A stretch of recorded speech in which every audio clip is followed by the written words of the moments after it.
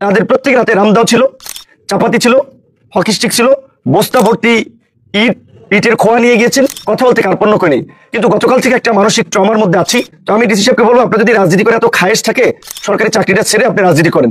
আর যদি এই পদে থাকেন তাহলে এই সমস্ত দলবাজি চেতনা মানসিকতা দেখাবেন না। তো গতকালকে আমরা যখন এই হাসান মামুনের সমর্থক এবং বিশেষ করে তিনি পুরো উপজেলা থেকে, পটুয়াখালী জেলা থেকে, বরিশাল থেকে প্রশিক্ষিত সন্ত্রাসীদের এনেছিলেন, তাদের প্রত্যেকের হাতে রামদাও ছিল, চাপাতি ছিল, হকি স্টিক ছিল, বস্তা ভর্তি ইটের খোয়া নিয়ে গিয়েছেন। রাস্তায় আপনারা দেখেছেন সেনাবাহিনী কিংবা পুলিশ যখন আপনার এই আমাদেরকে সহযোগিতা করেছে আসার পথের মাঝে মাঝেই গাছ ফালানো।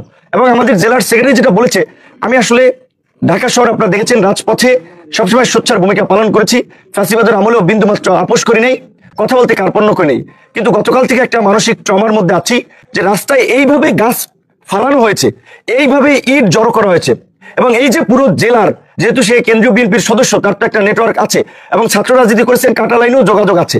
তিনি সেই সমস্ত সন্ত্রাসীদেরকে ওইখানে জড়ো করেছিলেন এবং আমাকে সেনাবাহিনীর লোকেরা, পুলিশ বলতেছিল যে ভাই পরিস্থিতি যা, আমরা এখানে আপনার নিরাপত্তা দিতে সক্ষম হচ্ছি, এই অবস্থা আমরা পরিস্থিতি কন্ট্রোল করতে পারবো না। আমি বলেছি যে যা হয় হবে, মৃত্যু হবে, কিন্তু আমরা আমাদের গন্তব্যস্থলে যাবো। পরবর্তীতে তারা আমাকে বলছে তাহলে আপনি পটুয়াখালী যান, গলাচিপায় না যে। আমি বললাম আমার উপজেলা গলাচিপা, আমি গলাচিপায় যাবো না, কেন পটুয়াখালীতে যাবো? শেখ হাসিনার রক্তচক্ষুকে উপেক্ষা করে নেই আজকে সামান্য বিএনপির এই 600 অধিক কেন্দ্রীয় কমিটির নেতা, তার মধ্যে একজন নির্বাহী কমিটির সদস্য, যারও আপনার সুবিধাভোগী একজন ছাত্রনেতা জানেন, আজকে জনাব তারেক রহমানের মতো একজন জনপ্রিয় নেতা, সম্মানিত ব্যক্তি, এই যে কিছু কিছু ঘটনায় তাকে নিয়ে সমালোচনা করে, এই হাসান মামুনদের কারণেই সেই ঘটনাগুলো, এই যে হাওয়া ভবন টবন বলে এগুলো হাসান মামুনদের মতো কিছু লোকজন জনাব তারেক রহমান ইমেজ ক্ষুণ্ণ করেছিল। 111-এর সময় আপনারা দেখছেন তার একটা সুবিধাবাদী ভূমিকা, একটা মিছিলও করে রাজপথে। এবং গত 16 বছরে তার ওয়াইফ সরকারি চাকরি করেছে, একদিন ওএসডি হয় নাই। আমার ওয়াইফ প্রাইমারির চাকরি করে গর্ভবতী হয়েও তার ছুটি কাটাতে গিয়ে আপনার মেডিকেল বোর্ড গঠন করে যে সে গর্ভবতী কিনা সেটা সত্যতা নিশ্চিত করে। আর তার ওয়াইফ তো চাকরি করেছে নির্বিঘ্নে, বিএনপি নেতারা ঘরে থাকতে পারে, বাড়িতে থাকতে পারে নাই, দেশে থাকতে পারে। আর তার ওয়াইফ উপসচিব পদে সরকারি চাকরি করেছে, পট পরিবর্তন, ছাত্র জনতা রক্ত দিয়েছে, জীবন দিয়েছে। তিনি আপনার একেবারেই একটা সম্মানজনক জায়গা বাগিয়ে নিয়েছেন, তদবির করে লবিং করে বগুড়ার ডিসি হয়েছেন। তো এই হচ্ছে হাসান মামুনের তো অবদান। গত 16 বছরে একটা রাজনৈতিক মামলায় তিনি গ্রেপ্তার হয়েছেন। তিনি এই উপজেলায় কোন জায়গায় একটা মিছিল মিটিং করেছে, আপনারা দেখেছেন। বিএনপির ভাই বোনদের প্রতি আমার প্রশ্ন, বরঞ্চ তিনি নৈতিকতা পরিপন্থী কাজ করেছেন, প্রশ্নপাঠ এবং জালিয়াতির সিন্ডিকেটের সাথে জড়িত ছিলেন, সেই অভিযোগে তিনি এখান থেকে গ্রেপ্তার হয়েছেন। এই রকমের একজন নেতা, অসৎ নেতা এবং এই রকমের বিতর্কিত লোক, সে আজকে বিএনপির সাইনবোর্ড ব্যবহার করে, বিএনপির লোকজনকে উচ্ছৃঙ্খল করে আজকে আমাদের নেতা কর্মীদের উপরে বিভিন্ন জায়গায় হামলা চালিয়েছে। গতকালকে গণ অধিকার পরিষদের গলাচিপা 10 মিনিটের প্রত্যেকটি ইউনিয়নের অফিস, এমনকি ওয়ার্ডের অফিসও ভাঙচুর করেছে। অসংখ্য নেতা কর্মী আহত হয়ে কেউ বরিশাল চিকিৎসা নিচ্ছে, কেউ পটুয়াখালী চিকিৎসা নিচ্ছে, কেউ গলাচিপা চিকিৎসা নিচ্ছে। ঘটনার সূত্রপাত কোথা থেকে? আপনারা জানেন যে 11 তারিখ এই উপজেলা অডিটোরিয়ামে আপনারা সেদিন কভারেজ দিয়েছিলেন যে আমি একটা কথা বলেছিলাম যে চরবিশ্বাস একটা ইউনিয়নের একজন সভাপতি 4-5টা বিয়ে করেছে। 4-5টা বিয়ে কি ভালো লোক করে? যাদের চরিত্র নেই, লুজ ক্যারেক্টার যেটা বলে, চরিত্রহীন, তারাই তো এই সমস্ত ফষ্টি নষ্টি করে। 4-5টা বিয়ে করেছে। তো সেই বিএনপির সভাপতি হাসান মামুনকে পয়সা দিয়ে তিনি হয়েছেন। বিএনপির ত্যাগী নেতারা তো অনেকেই গলাচিপা 10 মিনিট কমিটি থেকে বঞ্চিত আছে। আপনারা জানেন শাহজাহান খানের সাথে যারা রাজনীতি করেছে, যারা বিএনপি জন্ম দিয়েছেন এই এলাকায়, তারা কিন্তু অনেকেই কমিটিতে পদ পায়। এমনকি আমাদের এই বিপদের দিনেও গতকালকে এই সোহান সাহেব, সোরাব সাহেব, এই রেনু আক্তার সহ ছাত্রদল, যুবদলের, আবার এই বিএনপির একটা অংশের নেতা কর্মীরা কিন্তু আমাদের পাশেও ছিল। বিএনপির, আমি ঢালাওভাবে সবাইকে দোষ দেবো না, বিএনপির কেন্দ্রীয় নেতৃবৃন্দ, বিএনপির চেয়ারম্যানের উপদেষ্টা সহ অনেকেই সার্বক্ষণিক যোগাযোগ রেখেছেন। বিএনপির আপনার চেয়ারপারসনের অফিস থেকে যে আমি এসেছি কিনা, সমস্যা হয়েছে কিনা, তারাও একটা যোগাযোগ রেখেছেন। কিন্তু আমার প্রশ্ন বিএনপির শীর্ষ নেতৃত্বকে, যে আপনাদেরকে বৃদ্ধাঙ্গুলি দেখাতে পারে নির্বাহী কমিটির একজন সদস্য, এইটা যদি আপনারা নিয়ন্ত্রণ করতে না পারেন, আপনারা রাষ্ট্র পরিচালনা কিভাবে করবেন আগামী যদি সরকার গঠন করেন? একজন হাসান মামুনকে যদি আপনারা নিয়ন্ত্রণ করতে না পারেন, গতকালকে চরবিশ্বাস ইউনিয়নে যেই ঘটনাটি ভুলভাবে এসেছে যে বিএনপির অফিসে নাকি ভাঙচুর চালানো হয়েছে, হামলা হয়েছে। দেখেন আপনারা এখানে জাতীয় মিডিয়ার দেশের মানুষ, বিএনপির অফিস এই আমলে ভাঙচুর করবে এমন লোক বাংলাদেশে আছে? বিএনপির অফিস ভাঙচুর করবে? নাই। কারণ দুইটা বড় রাজনৈতিক দল ছিল, আওয়ামী লীগ এবং বিএনপি। আওয়ামী লীগের পতন হয়েছে, আওয়ামী লীগ দেশ থেকে পালিয়ে গেছে, এখন আছে বিএনপি। সেখানে বিএনপির অফিসে ভাঙচুর করবে, এটা তো কল্পনাও করা যায় না। আমার নিজের গ্রাম, আমার ইউনিয়ন চরবিশ্বাস, আপনারা দেখেছেন, আপনারাই জানেন, আওয়ামী লীগের আমলেও এই আওয়ামী লীগের নেতারা আমার পরিবারের দিকে, আমার লোকজনের দিকে চক্ষু তুলে তাকায় নাই, একটা অঙ্কিতভাবে হামলা করে নাই।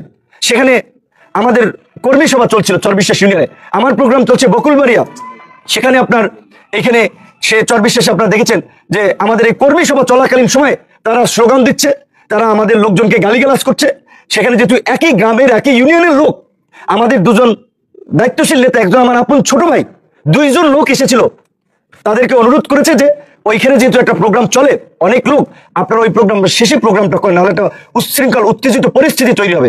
এই কথা বলার সাথে সাথে আমার ছোট ভাইকে এবং আরেকজন যে পাশে ছিল তাদেরকে এই আপনার ছাত্রদল যুবদলের লোকেরা বাকের বিশ্বাসের কথায় তারা চেয়ার দিয়ে মাথায় আঘাত করেছে, চেয়ার ছোড়াছুড়ি করেছে। এবং এইখানে যে সমস্ত বেশ কিছু লোকজনের নাম ফেসবুকে এসেছে, এরা বাকের বিশ্বাসের সাথেই রাজনীতি করে, আওয়ামী লীগের অনেকে কিংবা যুবলীগের অনেকে বাকের বিশ্বাসের সাথে রাজনীতি করে। তারাই এই ঘটনাটা ঘটিয়ে আমার ইমেজ ক্ষুণ্ণ করার জন্য, আমার এলাকায় একটা খারাপ মেসেজ দেওয়ার জন্য এই কাজটি করিয়েছে এবং এর সমস্ত নির্দেশনা দিয়েছেন হাসান মামুন। সেই এলাকার ঘটনাকে কেন্দ্র করে সারা উপজেলায় গলাচিপায় এমনকি 10 মিনিট এই যে অফিস ভাঙচুর করা হলো, ব্যানার ফেস্টুন ছিঁড়ে ফেলো, নেতা কর্মীদের আহত করা হলো, এখনো রামদাও নিয়ে বিভিন্ন জায়গায় দৌড়াচ্ছে। গতকালকে আমি যখন ভোর রাত এখানে এসেছি, সকালবেলা এখান থেকে যাওয়ার পথে আমাদের বেশ কয়েকজন নেতা কর্মীকে, যে শহীদুল মোল্লা বিএনপির সম্ভবত সাংগঠনিক সম্পাদক নাকি, তিনি আপনার এখানে আপনার চৌরাস্তা থেকে মেরেছেন। ছাত্রদলের একটি ছেলে সভাপতি দুর্জয় নাম, মাদক নিয়ে পথে নেশাগ্রস্ত ছেলে পেলে। আমি বিএনপি নেতৃবৃন্দকে বলবো, আপনারা এই ঘটনাটা নিরপেক্ষ তদন্ত করুন এবং এই কমিটিতে বা এই যে হামলা মামলা যারা করেছে এর মধ্যে কতজন মাদকাসক্ত আপনি পরীক্ষা করে দেখুন। তো এই সমস্ত ছেলেদেরকে দিয়ে আপনারা এই আমাদের লোকজনকে হামলা করেছে। এবং আপনারা এই এলাকার সন্তান সাংবাদিক হিসেবে আপনারা দেখবেন যে সোশ্যাল মিডিয়াতে প্রতিনিয়তই আমাকে নিয়ে বাজে কমেন্টস করে, বাজে পোস্ট দেয়। এগুলো আমরা আমল দিই না, কারণ এলাকার সিসকি নেতা ছোকরা ফোকরা কি বললো এইগুলো নিয়ে তো আমাদের মাথা ঘামানোর সময় নেই। আমরা দেশ জাতি বিশ্বকে নিয়ে ভাবি। আজকে আপনারা দেখেছেন, বলতে গেলে যে বিএনপি যে ডিসেম্বরে নির্বাচন চায়, গণ অধিকার ব্যতীত কোন রাজনৈতিক দল বিএনপির সাথে এভাবে শক্তভাবে ডিসেম্বরে নির্বাচনের পক্ষে জোরালো জনমত দেয়নি।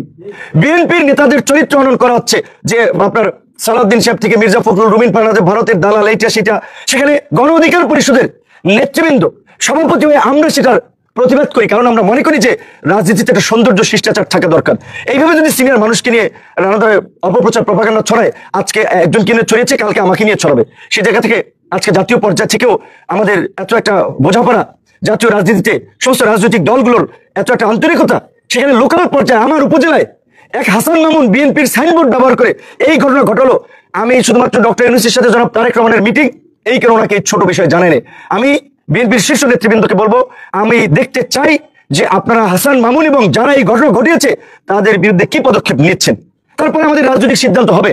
আমরা বলছি আপনারা একটা নিরপেক্ষ তদন্ত করেন। যদি আপনাদেরকে মনে হয় যে গণ অধিকারের এখানে কোনো সংশ্লিষ্টতা আছে, এই দক্ষিণাঞ্চলের বায়াস নেতা বা হাসান মামুন পন্থী নেতারা একটা নিরপেক্ষ তদন্ত করে ঘটনাটা জানেন। এবং স্থানীয় প্রশাসনকে, ওরা আন্তরিক ছিল, বিশেষ করে উপজেলা প্রশাসন, কিন্তু ওনাদের হাতে অনেক কিছু থাকে না, কারণ ওখান থেকে কন্ট্রোল করে ডিসি, এসপি হিসেবেও অনেকে আন্তরিকতার পরিচয় দিয়েছেন, কিন্তু ডিসি যে আচরণ করেছেন এটা একটা ক্রিমিনাল মানসিকতার পরিচয়। এই রকমের ব্যক্তিরা সরকারি কর্মচারীর পদেই থাকতে পারে না, ডিসি তো দূরের কথা। অবশ্যই আমরা আহ্বান জানাবো সরকারের প্রতি, এই জনপ্রশাসন সংক্রান্ত কমিটির কাছে, এই ডিসি সহ এইরকম মানসিকতার যারা ডিসি রয়েছে তাদেরকে অপসারণের জন্য পদক্ষেপ নেওয়া হয়। আমি সর্বশেষ এই কথাটি বলতে চাই, আমি লজ্জিত, আমি দুঃখিত যে আজকে এরকম একটি ঘটনা আমার উপস্থিতিতে ঘটলো। আমার কখনোই এটা প্রত্যাশিত ছিল না। আমি তো এই চর অঞ্চল থেকে নেতা হই নাই, আমি কোনো রাজনৈতিক দলের পাঁচটি নেতা হই নাই, কারো গোলামি করে নেতা হই নাই। আন্দোলন সংগ্রামের মধ্যে দিয়ে আমরা বেড়ে উঠেছি, প্রতিকূল সময় রাজপথে লড়াই সংগ্রাম করে নিজেদেরকে তৈরি করেছি, কোনো দলে যাই নাই, দল তৈরি করেছি। ঢাকা বিশ্ববিদ্যালয় 28 বছর পরে ডাকসুর বিপি নির্বাচিত হয়েছি, একটা দলের প্রধান হয়েছি। আমরা তো আঞ্চলিক নেতা না, ইউনিয়ন উপজেলার নেতা না, কোনো দলের সদস্য না। তো আমাদের সাথে এই ধরনের আচরণ করা হলো। এলাকাবাসী, এই গলাচিপা 10 মিনার মানুষের কাছে আমরা এর বিচার দিলাম, আপনারা এর একটা বিচার করবেন, বিহিত করবেন যখন আপনাদের সুযোগ আসবে। এই 5ই আগস্টের পরে গণ অধিকার পরিষদের কোনো নেতা কর্মী কোনো মানুষের মাথায় বাড়ি দেয় নাই, কারো কাছ থেকে 5 টাকা চান্দা আনে নাই, কারো ঘর দখল করতে যায় নাই, কারো বাড়ি দখল করতে যায় নাই, বরঞ্চ যেই বক্তব্যকে কেন্দ্র করে তারা একটি মিথ্যা অপপ্রচার এবং প্রপাগান্ডা ছড়িয়েছিল। আপনারা জানেন, আপনারা খোঁজ দেন, চরবিশ্বাস ইউনিয়নের বাজারের যে আপনার বাজার, সেটা যে চান্দিনা বিটি, সেটা শতাংশে সরকারি রাজস্ব হচ্ছে প্রতি বছরের জন্য 260 টাকা। হয়তো ওখানে 4-5 বছরে সেটা বকেয়া পড়েছে, সেটা আপনার তাহলে হাফ শতাংশের আসবে 130 টাকা। সেইখানে ইউনিয়ন বিএনপির সভাপতিকে ব্যবহার করে বা হাসান মামুনের নির্দেশে চান্দা তোলা হচ্ছে। এইখানে আপনার এই 35,000, 30 থেকে 35,000 টাকা ব্যবসায়ীদের কাছে বলা হয়েছে যে তারা ডিসি আর কেটে দেবে, কারণ ডিসি হাসান মামুনের লোক, ইউনিয়ন সভাপতি বাকের বিশ্বাসের লোক, এই বাকের বিশ্বাস, হাসান মামুন ডিসি, তারা এটা করবে। এর পাশের বাজার হচ্ছে বটতলা, বটতলা থেকে 30,000 টাকা করে নিয়েছে। আপনারা খোঁজ দেন 30,000 টাকা কেন নিয়েছে এই বাজারের এই চান্দিনা বিটিগুলো থেকে, যে 130 টাকা করে হাফ ডেসি মানে নেবে, সেখানে 35,000 টাকা করে নিচ্ছে। তখন এইটা নিয়ে আমি এইখানে কথার প্রসঙ্গে আমি বলেছিলাম যে যারা রাজনীতি করবে তারা নিজের পকেটের পয়সা খরচ করে জনগণের জন্য কাজ করবে, জনগণের বিপদে আপদে ছুটে যাবে। এই কথাকে কেন্দ্র করে তারা বলেছে যে আমি বিএনপি নেতাদের নিয়ে বক্তব্য দিয়েছি, কুরুচিপূর্ণ বক্তব্য দিয়েছি। আরেকটি কথা বলেছিলাম, গলাচিপার মাইটভাঙ্গা থেকে বদনাতলী পর্যন্ত আপনারা যারা চলাচল করেন আপনারা জানেন সড়কের কি বেহাল দশা।